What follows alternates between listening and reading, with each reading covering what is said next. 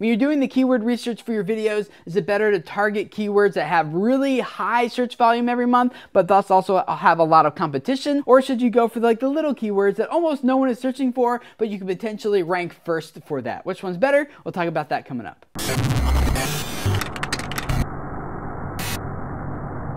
Hey guys, my name is Tim Schmoyer and it's Thursday, time to do some YouTube Q&A with you. Michael Warbucks asked this on the Video Creators Facebook page.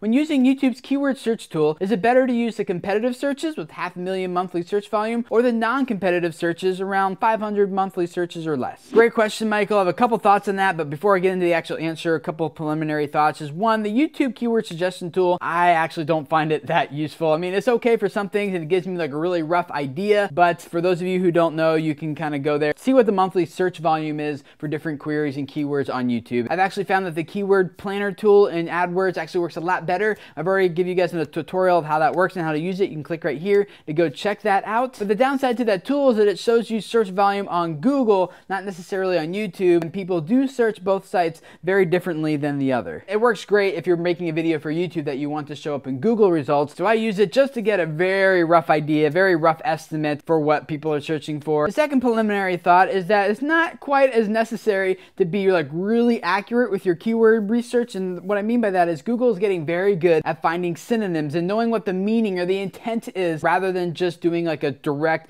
correlations result for like they search for this word and so I deliver this word. So now instead of thinking about individual keywords that you want to rank for, think about like a family or a series of keywords that are all kind of related to each other and try to rank for like all of them. And when you do it that way, Google can now potentially rank your video for a lot of different queries instead of just one main one that you're going after. Because of the contextualization that Google now does and how they will group different keywords together and just kind of get a feel for what the video is about, it's probably less important to rank for individual keywords and more important to think about what question is the viewer asking that this video would be a great answer to. And so one of the ways that I try to figure that out is I'll just go to YouTube or I'll go to Google and I'll just start typing in like a question or a search query that I think my video could be a great answer for, and I'll just see what the autocomplete is that YouTube or Google provides. But it's very important that you do this in incognito mode if you're using Google Chrome, or private browsing if you're in Safari or something like that, because Google does show you very personalized results based on who you've circled on Google Plus and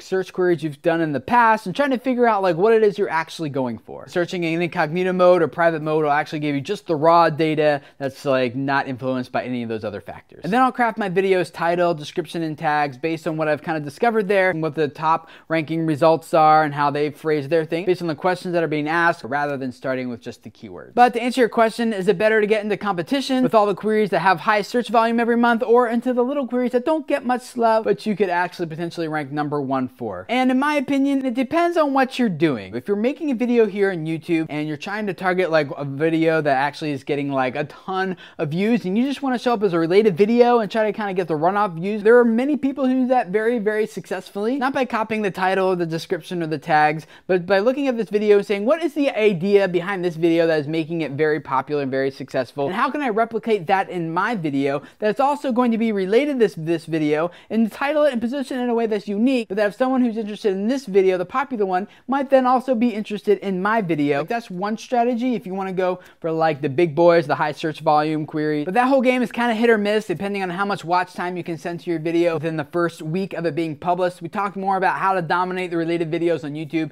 in this video right here, so you can click and go check that out, or there's a link in the description text below to it too if you want to learn more about how that whole thing works. Personally, I've found more success here on YouTube as a smaller channel by going after the search queries that have less monthly volume and just dominating those results. So yes, it's appropriate to compete with the high search volume queries, and then yes, it's also appropriate to compete in the low search volume queries. I would love to hear from you guys in the comments below about how you would answer Michael's question. Which strategy do you take? Which one works best for you? And the rest of you guys, make sure you go read the comments of everyone down there, because they always share a lot of really good, helpful stuff. And if you have a question that you think I can answer for you in an upcoming YouTube Q&A, be sure to comment with that below, or there's a link in the description text of this video where you can submit a video of yourself to me asking your question. I'd love to actually put your video right here, feature you, and answer your question here. So check that out. And if this is your your first time here, welcome. I'd love to have you subscribe. Every Thursday we do YouTube Q&A with you just like this. On Tuesdays we take a look at online video news, talk about the implications that all the updates have for us as creators here. And then on Wednesdays I give you guys some YouTube tips, ideas, suggestions, advice, just lots of things to help you guys out as creators, because I really believe that a lot of you guys